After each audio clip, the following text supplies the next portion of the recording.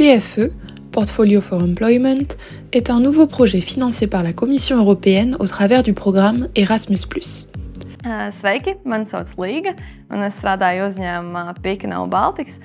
Par to, ko es varētu ieteikt cilvēkam, kurš uzsāk darbu jaunā uzņēmumā, tad ir ļoti svarīgi izpētīt informāciju pirms tu sāc strādāt tur.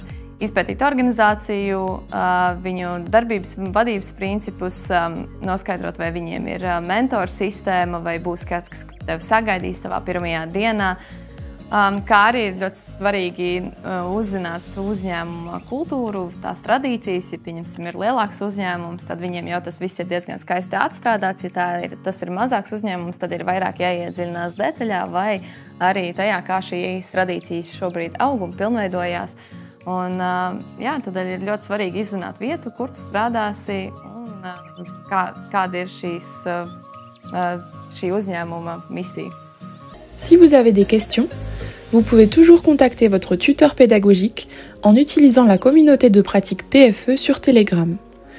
Vous pouvez également contacter les partenaires PFE en envoyant un message via les pages Facebook et LinkedIn du projet PFE, en laissant un commentaire sous une vidéo sur la chaîne YouTube PFE ou par email via le site PFE.